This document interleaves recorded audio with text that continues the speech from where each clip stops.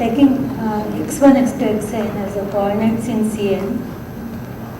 So xi corresponding to ith factors in Cn. So a point in Cn will be the respective path x1, x2, xn. Quadratic in Cn, we make a definition. Quadratic in Cn is defined by a homogeneous equation of degree 2 in the coordinates x1, x2, xn. Let us see a few simple examples. For n equal to 2, consider x1 square minus x2 square equal to 0. All of you must have seen this in your high school. So when you factorize, you get x1 plus x2 equal to 0 or x1 minus x2 is 0. Each of them is a line, so this is just a pair of lines intersecting at 0.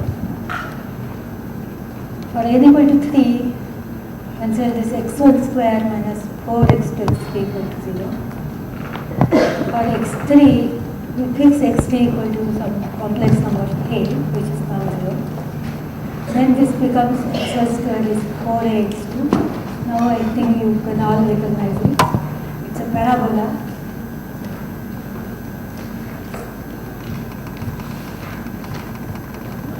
So we are interested not only in one quadratic but a pair of quadratics and Cn, which is of the form Q1 is sigma xi square and Q2 is sigma wi xi square. We are distinct scalars. Pencil of quadratics or Cn is a family of quadratic forms parameterized by AB in C2, where at least one of your A or B is non-zero. Both cannot be zero. So what is the family of quadratic forms parameterized by this AB? To each such AB we associate a quadratic. So our pair of quadratics Q1 and Q2 also determines a pencil. It's given by BQ2 minus AQ1, where A and B are. Now if Q2 is 0 and Q1 is also 0, then BQ2 minus AQ1 is also 0. So quadratic defined by Q1 equal to 0 and Q2 equal to,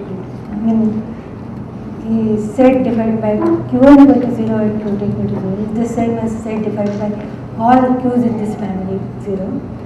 So the intersection of quadratics Q1 and Q2 is the same as intersection of all quadratics with the pencil. This is just a remark.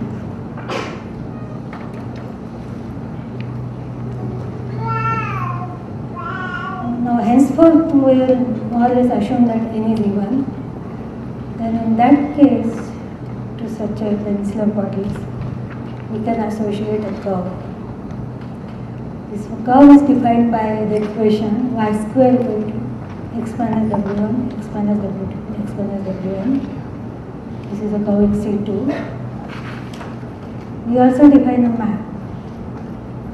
This map is from x1 to complex numbers just by mapping the point xy in C2 to coordinate x, first direction. Now let us see how this curve looks. Suppose we fix x in C, the complex numbers. Then if you substitute the value of x in the equation y square equal to x minus w1 equal to and so on, the right hand side becomes non-zero because x is not equal to any of these w's. So in that case, we have two values of y, some plus something and plus or minus something. So let us call these values y1 and y2. So y2 is equal to minus y1. So we have two y1 and y2 such that xy1 and xy2 both satisfy this equation of x1. So this means that there are 2 points in our curve x1 which map to the same point x, 0. So this is a double cover over all these points except the points W1, W2, Wn. What happens at W1, W2, Wn? If you put x equal to Wi for some I, this right hand side of that equation becomes 0. For y you have just one solution, y square equal to 0, y equal to 0. So over this point x, there is just if you take x equal to Wi, the point in x1 which lies over Wi is the unique point Wi 0, and that's the point which maps to Wi. So there it's a 1-1 correspondence. These points Wi, over which there is only a unique point and not two points, this is called a ramification point. So you have this n number of ramification points.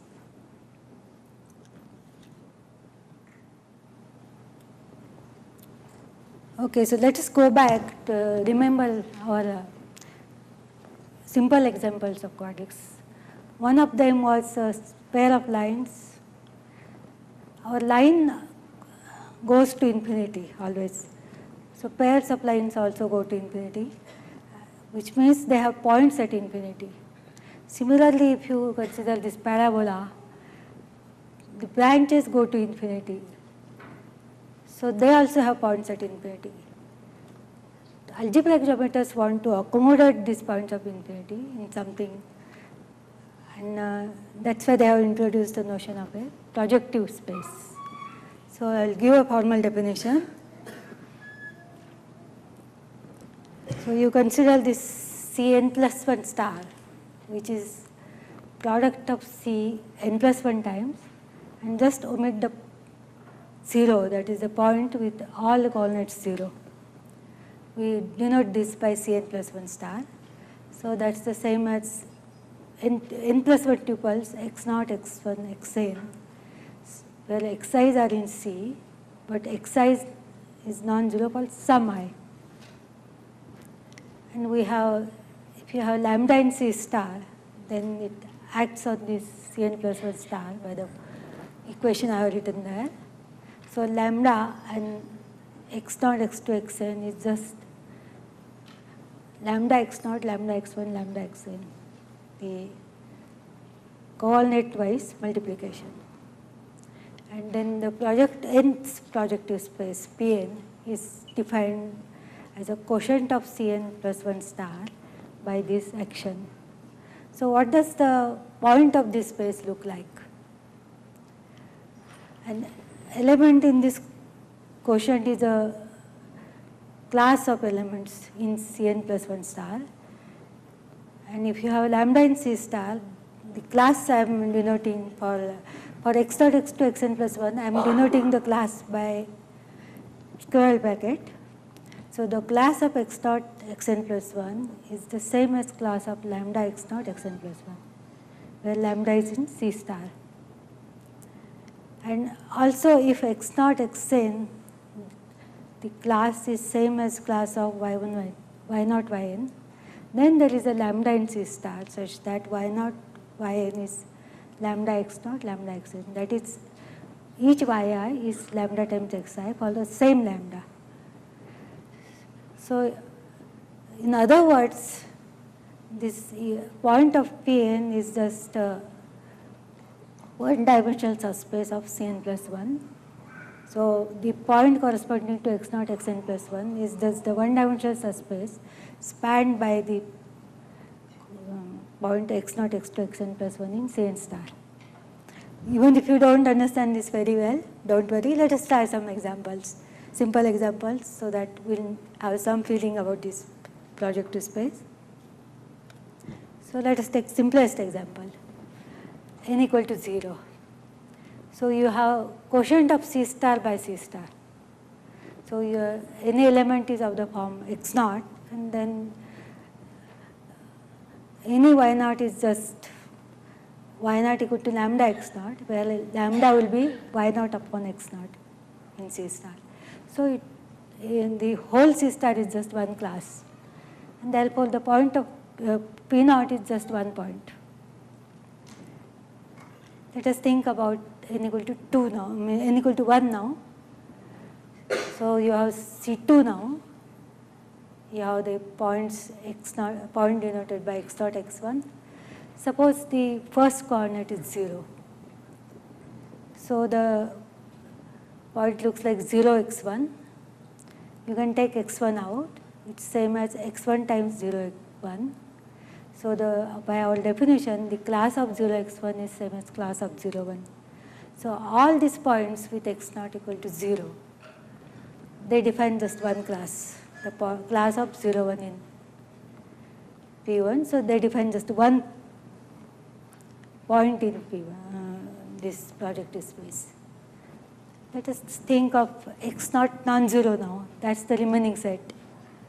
So since x naught is non-zero, we can divide by x naught. So we give a mapping now from this set which has which is a set of points x naught, x1 with x naught non-zero. And from there to complex number, we just define the mapping as x naught, x1 going to x1 upon x naught, quotient by x naught. Now the question is this well defined? So suppose x naught, x1 goes to x1 upon x naught, then you have to see that lambda x naught, lambda x1 also goes to the same thing, but that's very easy. It goes to lambda x1 upon lambda x naught, and that's same as x1 upon x naught. So this is a well defined mapping. So what you have done is you have given a mapping from P1 minus the point 0, 1 to complex numbers. You can even give an inverse mapping, which is given by y going to 1 comma y. So the set of points in P1 corresponding to x naught non-zero is you can identify with the complex numbers by this mapping. So the upshot is what we have found is P1 is just complex numbers union the point 0, 1, which we can regard as point 0 at infinity. So what we have done is we have attached to complex numbers a point at infinity. This is what our P1 is. So this is how we have accommodated point at infinity. So let us go to bit higher dimension. This is bit more complicated, but not very much. So n equal to 2, what do we get? So we have these 3 coordinates now instead of 2, x naught, x1, x2. And say one of the coordinates is 0. First time we had taken x naught equal to 0. Let us take x1 equal to 0 for a change. But if x1 is 0, then since the point belongs to C3 star, x naught and x2 must be, one of them must be non-zero.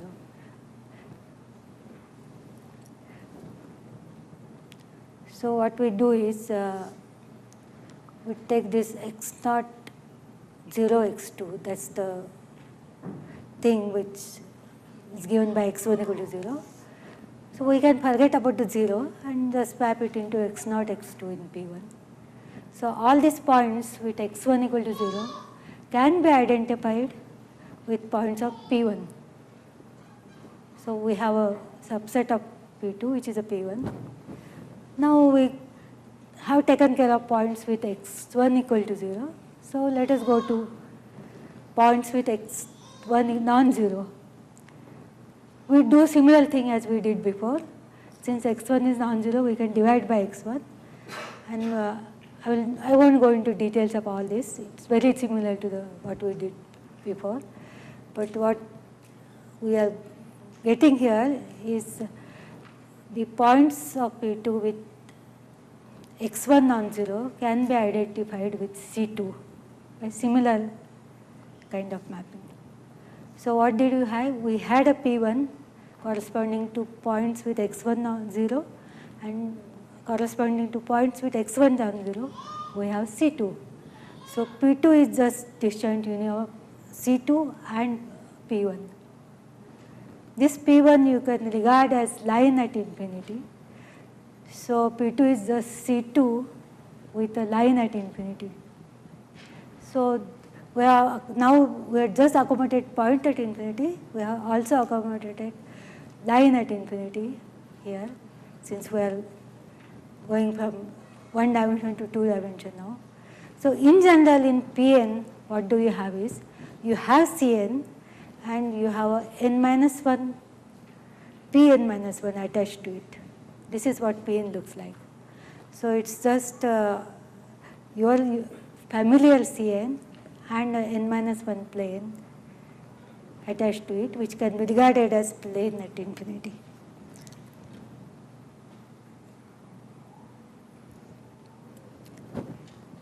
So now let us go back to our quadrics. So you have the quadric Q x1, x2, xn equal to 0. That's the quadric in Cn. This is defined by homogeneous equation of degree 2. So when we take lambda in C star, Q of lambda x1, lambda x2, lambda xn, you substitute in it. For example, if you have a term x1, x2, then lambda x1 into lambda x2 will give you lambda square x1, x2. So lambda square comes out. So finally you get Q of lambda x1, lambda x2, lambda xn is same as lambda square Q of x1, x2, xn. And we have Q x1, x2, xn 0. So the Q of lambda x1, lambda xn is also 0. So what is it that we get? We get that we can define Q of the class of x1, x2, xn to be 0 now. So from a quadric in Cn, you can go to quadric in projective space Pn minus 1. So the quadric in Cn has defined a quadric in Pn minus 1. We denote it by capital Q. So we had a pencil of quadrics, Q1 equal to sigma xi square, Q2 equal to wi xi square, where wi is assumed to be distinct scalars. And each of these Q1 and Q2 defines a quadric in this Pn minus 1 projective space now. This has been done to accommodate the points at infinity of this Q1 and Qt, as you can imagine. So we have this two quadrics in Pn minus 1. That's a pencil of quadrics in Pn minus 1. So recall that we had associated a pencil of quadrics, a curve.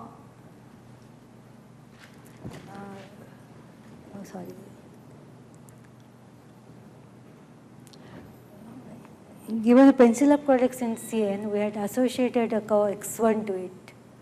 This x1 was a double curve over complex numbers.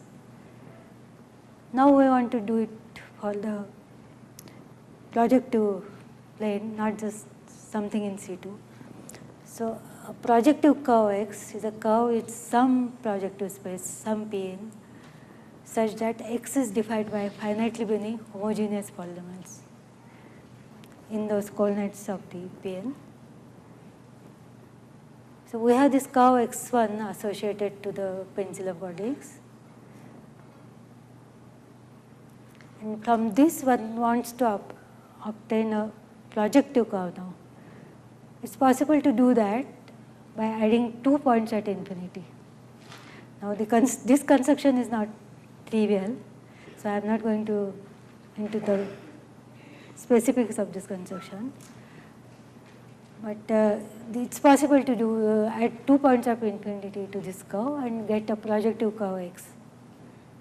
And then we had a mapping from x1 to complex numbers. We want to extend it from x to P1.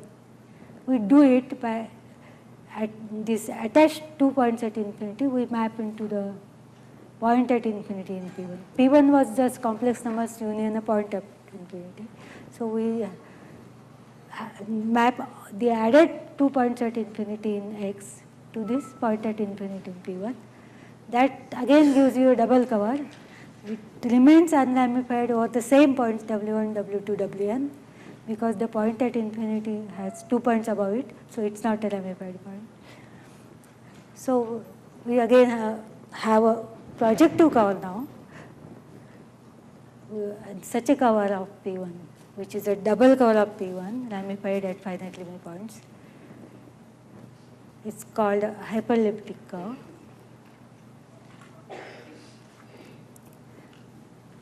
This hyperelliptic curve has a very special kind of mapping of itself.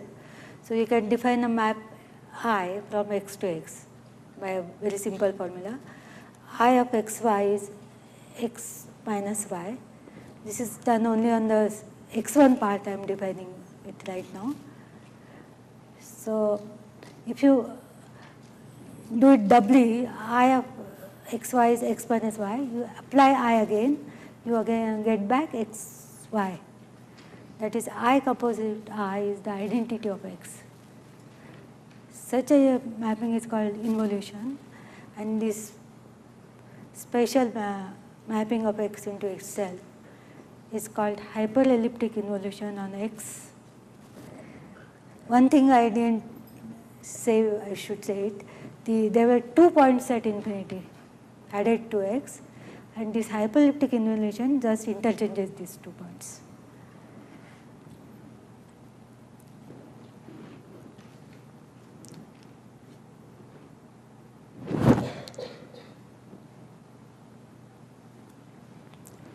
Okay. So before we go to the next slide, this vector bundles or curves have been studied by many mathematicians, both in India and abroad, for almost more than 5 decades now. It goes back even earlier than that, but most progress has come in last 5 decades. The study of vector bundles on hyperelliptic curves is particularly interesting, and my maiden work was actually on that. So I'm just going to give you a glimpse of that work and also some work done before that. So what is a vector bundle? That's the question. Let us try to understand it. Roughly speaking, a vector bundle E on X associates to every point X in X an R-dimensional vector space Ex. If you don't understand vector spaces, you are associating a CR, product of C, R times, to each point of X.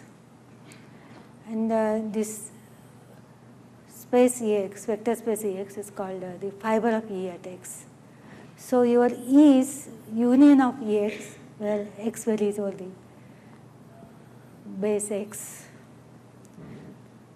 There is a map E to X. So if you have some point V in Ex, you just map it into X. That defines a projection map from E to X. So moreover, there is one additional condition. So it's called local triviality. For every X in X, there is an open set U contained in X such that union of X in U, union of Ex, where X varies only over that open set, can be identified to the product U cross Cn. A vector bundle is called a line bundle if the R is just 1. That is, to each point of X, you are associating just a one-dimensional vector space or the C. So here I am doing making rather vague definition, to be honest. So I haven't specified what X is and E is really. If you are a topologist, you will take E and X as topological spaces, and the maps involved, the projection map or the identification to U cross Cn, they will be all continuous maps or homeomorphisms. if you are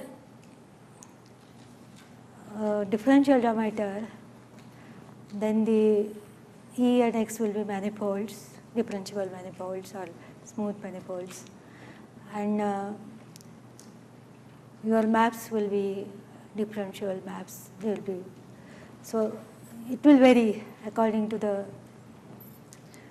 area you work in. Since I'm an algebraic geometer, I always work on holomorphic vector bundles or algebraic vector bundles. But I won't go into the details of jargon of definitions in algebraic geometry. But this should give idea what the vector bundle looks like. So there are three things associated to a vector bundle. One is rank of the vector bundle, which is just the dimension of the fiber, that is the R, the per R.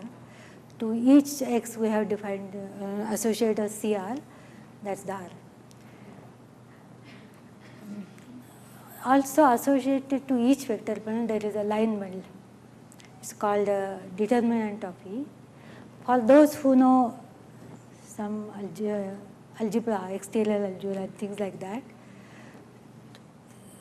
you can talk of nth exterior power of Ex, and this line bundle is the line bundle which associates to each point X the rth exterior power of Ex. If you don't understand this, don't worry.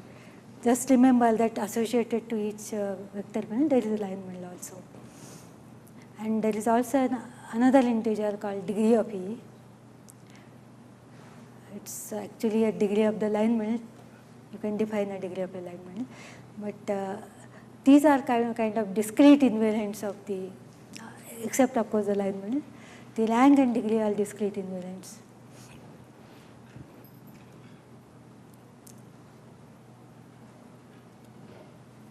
So let us have some simple examples of vector bundles. So the simplest one is, I think, 3-value vector bundle. So this is just the vector bundle X cross CR, product of X with CR. So that's why we had called it locally trivial, because locally we had a U cross CR.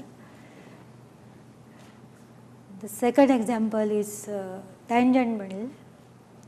For X in X, now I'm always thinking X as of the hyperelliptic curve that we had defined. So it's a curve. So the tangent of X at X will be just one dimensional, just a line. So the tangent at X spans a one-dimensional vector space. It's denoted by Tx. And the vector bundle T, which associates to each X this one-dimensional space Tx, that is called the tangent bundle of X. So this is a line bundle, as you see, because our X is a curve. If your X is not a curve, it's some surface or something, surface will have two-dimensional, rank 2 vector bundle as tangent bundle, and so on. One more way to get vector bundles from line bundles is direct sums. So direct sum of two vector bundles E and F, it's denoted by E direct sum F,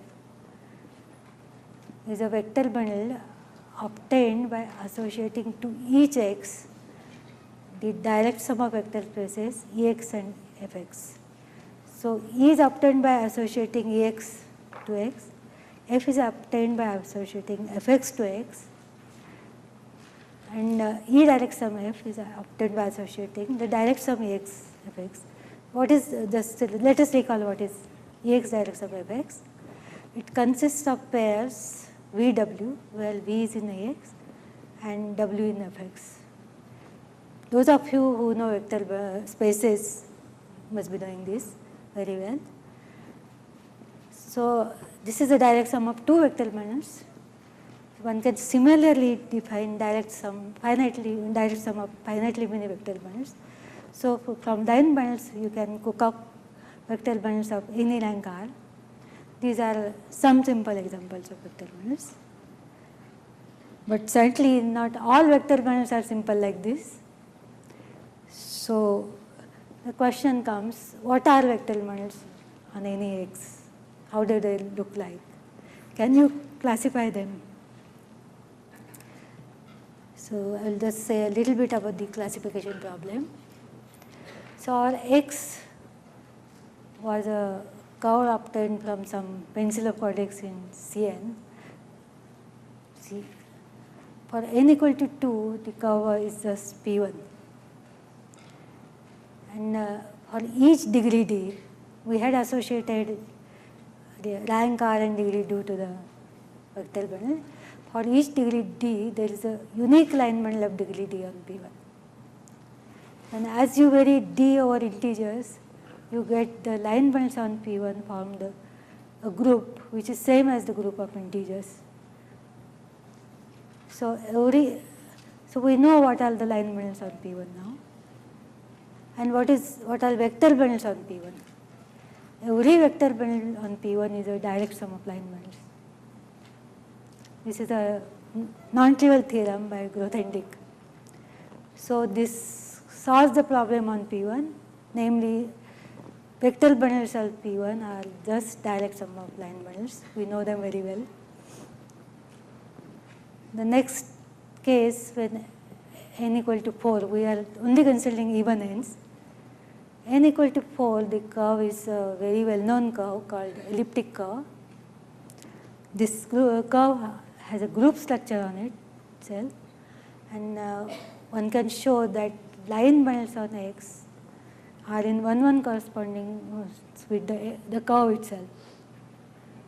So here we have something which is not discrete like in P1. The line bundles on X are in 1-1 correspondence with a curve which is not a discrete thing, which is something of one dimension. What are vector bundles on this curve? These were studied in detail and classified completely by Atiyah. There are vector bundles on P1 which are not direct sums of line bundles. Even there are vector bundles which are not direct sums of two vector bundles also. These are indecomposable bundles, and they were the ones which were studied by Atiyah really.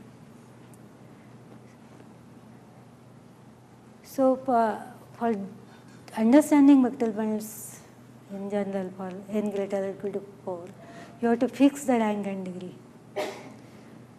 And even then, for higher ends, it's not possible to find some geometric object. We had found line bundles are same as the curve itself, so the geometric object was curve in that case. But in general, when you go to n greater than say 6 or something, then you can't find just a good geometric object parameterizing all vector bundles on X. So you have to restrict your class of vector bundles to some vector bundles with good properties. These are called semi-stable or stable vector bundles. I will give a definition. Don't worry if you don't understand the definition. We are not going to use it any time. So a vector bundle E of rank n and degree d is called stable if for every proper subbundle f containing f of E, that is, the fiber fx is contained in Ex for all x. That's what f is subbundle means. We have degree of f upon rank of f is less than degree of E upon rank of E. And if this inequality is not strict, then you define a semi-stable vector bundle. This is just to give a flavor of what the definitions are like. We won't use them anyway.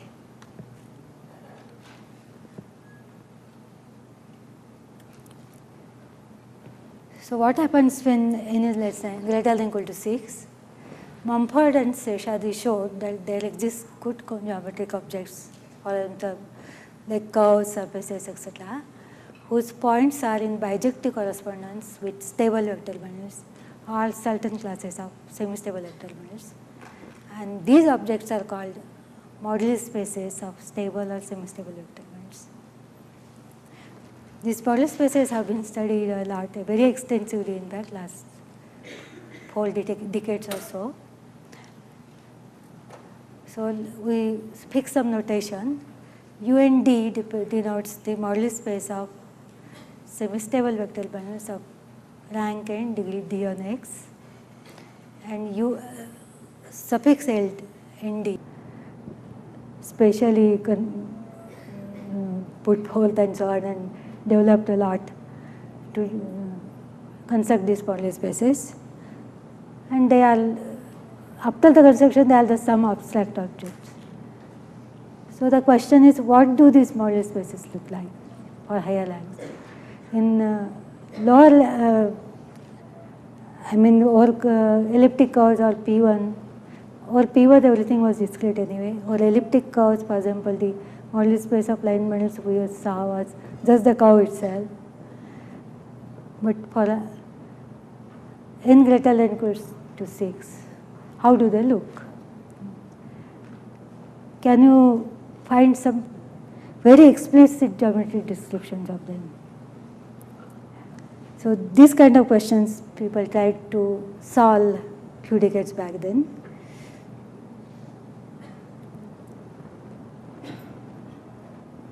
So the first case is n equal to 4. Now we go from rank 1 to rank 2. So the moduli space U21, that's the moduli space of rank 2 vector bundles with degree 1. This is again isomorphic to X, whereas rank 2 vector bundles with degree 0, that's isomorphic to P1. This is the case when X is the elliptic curve. For n equal to 6, the moduli space ULT1, that's the moduli space of rank 2 vector bundles with degree 1 and determinant is fixed line bundle L, that is isomorphic to the intersection of two quadrics in P5, where Q1 is given by sigma xi square and Q2 is given by sigma wi xi square. Our quadrics we are very familiar with in this lecture, and wi's are assumed to be distinct scalars. And UL20 is again a P3, we know what it is. It's a C3 with a P2 attached to it. These results were for the odd degree they were proved by Newstead, and for even degree and also odd degree with a different proof they were proved by Ramanan and Narsivan from DIFR. So we started with a pencil of quadrics. We associated hyperelliptic curve to it. Then we studied the bundles on it, and we are back to the same pencil of quadrics when we study tried to find the explicit descriptions of moduli spaces. That's something interesting.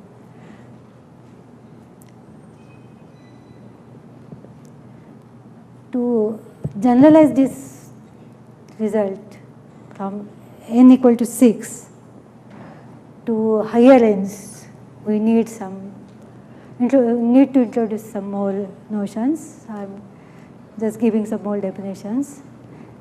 And if you don't understand any of this, please stop me and ask. So we know what a projective space Pn is. A projective variety is a subset of Pn defined by zero sets of finitely many homogeneous polynomial equations. So for example, we have this quadric. It's defined by homogeneous equation of degree 2. That's a projective variety. We have intersection of quadrics. It's defined by two equations of degree 2. That's also a projective variety. That's a zero set of two defined by two homogeneous polynomials. Of course, we can have many homogeneous polynomials, but only finitely many. So we go back to quadratic forms or quadrics now. Of subspace V, which is contained in the quadric Q in Cn, is called isotropic subspace of Q. Those who know quadratic forms this is just a subspace where the quadratic form corresponding to Q vanishes. So these maximal isotropic subspaces can't have arbitrary dimension. So if you take our Q1 or Q2, which was of the form sigma xi square or sigma wi xi square, where wi is well distinct. In that case, the maximal isotropic space is of dimension n by 2. It can't have higher dimension. If you have n odd, then it can have dimension equal to the integral part of n by 2. So in our case, the maximal isotropic spaces are those of dimension n by 2, on which the form vanishes, that is, which is contained in the quadratic Q. So now let us take V, a subspace of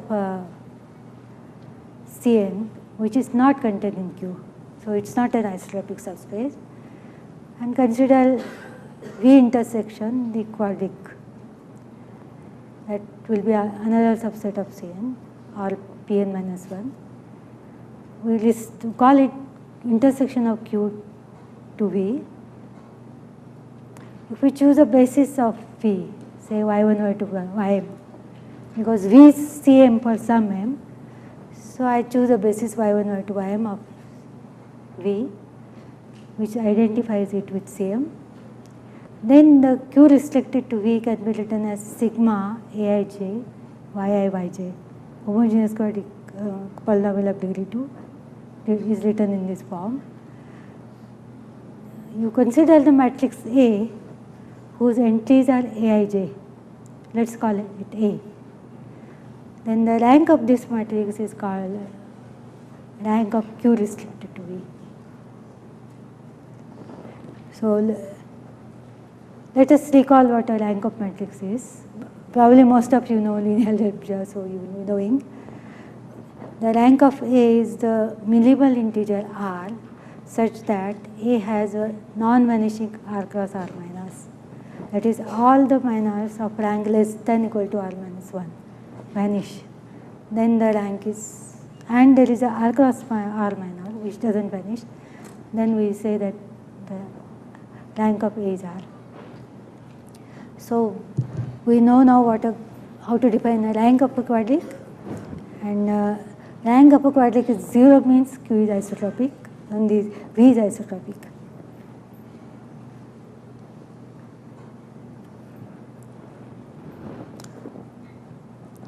So we come to the generalization of this theorem that we saw for n equal to 4.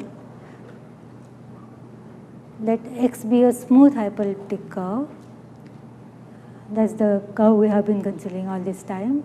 Let n equal to 2g plus 2, which is greater than or equal to 6. Then UL21, that is the modulus space of rank 2 vector bundles of degree 1 and with fixed determinant, is isomorphic to the variety of G minus 1 dimensional subspace in C 2g plus 2, which are contained in the intersection of true quadratics Q1 equal to sigma xi square, I going to 2g plus 2. Similarly, Q2 equal to sigma wi xi square, and wi's are assumed to be distinct scalars. So this is for degree 1. For degree 0, you have different result. By the way, these modulus spaces depend only for rank 2 depend only on the parity of degree. So it's enough to consider like degree 1 or degree 0.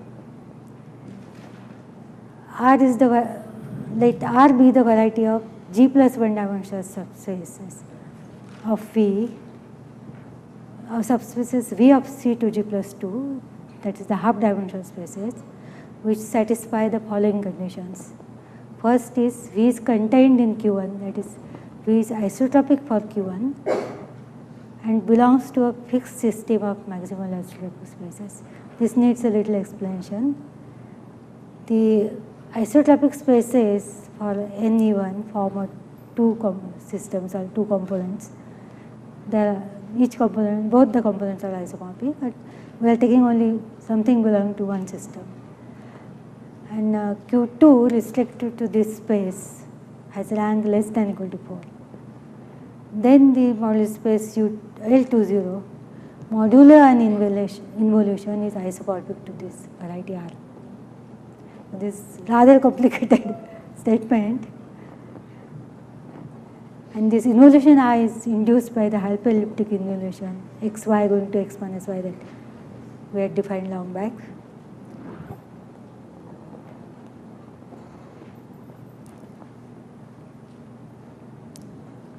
Anyway, this is just to give a flavor of what kind of results one gets in vector bundles. If you don't understand all the statements, don't worry. So, what are the applications of such kind of theorems? I don't know. Okay, the theorem is proved, but what do you do next? So, the advantage here was that the quadrics and spaces associated with them were studied very extensively by classical geometers. And the wealth of information that they had generated, you can apply it now to get various properties of these modulus spaces or hyperelliptic curves. So this included so many things like rationality, Picard groups, and many other things. So this was only for hyperelliptic curves, these explicit descriptions, but this led to very good conjectures for modulus spaces or any curve now. For example, the group of line bundles on P3 or the group of line bundles on intersection of quadrics in P5 is isomorphic to the group of integers. So it was conjecture, these are the modulus spaces in for hyperelliptic curves. So it was conjecture that the group of line bundles on UL, that is ULND, the modulus spaces for fixed determinant varieties, is isomorphic to the group of integers for any smooth curve, not just hyperelliptic curves. And this conjecture was proved by Seshadri and Ramanan, and more generally by Treja and Narsi. There were other results which were also inspired by these explicit descriptions, but I won't go into details of them. These results also generalized to orthogonal bundles, symplectic bundles, spin bundles, various kind of other bundles on X. And also, if you remember our quadrics, I always assume that Q2 is sigma Wi xi square, well Wi is all distinct scalars. If you take W1 equal to W2 say, then your curve becomes something which is very different than the curve X we had. These curves are called nodal curves, and you can generalize these results to nodal curves, which has been done only in last 5-10 years. Recent one in 2010.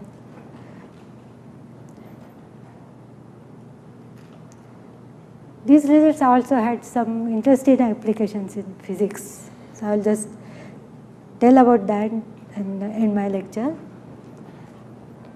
See, we have indicated that the group of line bundles or UL is isomorphic to the group of integers. So every line bundle in UL will be of the form theta power k. This group is multiplicative groups. That's why I'm writing it multiplicatively. Theta power. So every line bundle is of the on UL is of the form theta power k, where theta is positive generator of this group. This theta is called theta line bundle on UL. A section of theta power k is a map from UL to theta power k, such that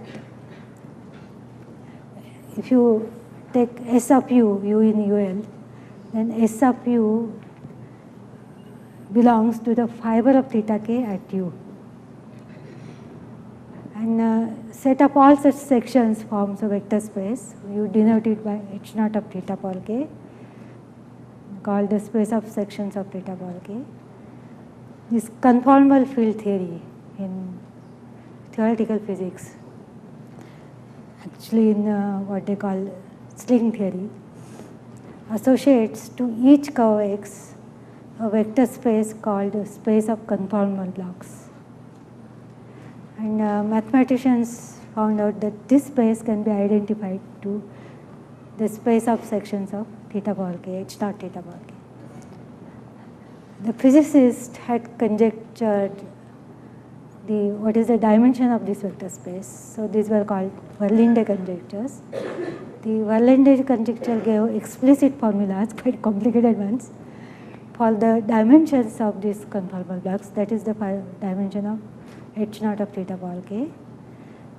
Various attempts were made for quite some time to prove this mathematically, prove this conjecture mathematically. And the first proof, first algebraic proof, was given by Zenes. And this he did it only in the case when rank equal to 2. Later Faltings did it for any rank. But the first proof which Zenes gave crucially uses these explicit descriptions that I gave in the couple of theorems before. I mean, the theorem, his result couldn't have been complete if these previous theorems were not known. So I'll end my talk with this. Thank you for your attention.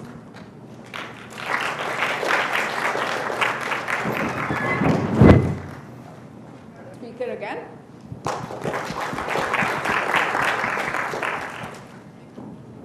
So I have a couple of announcements to make.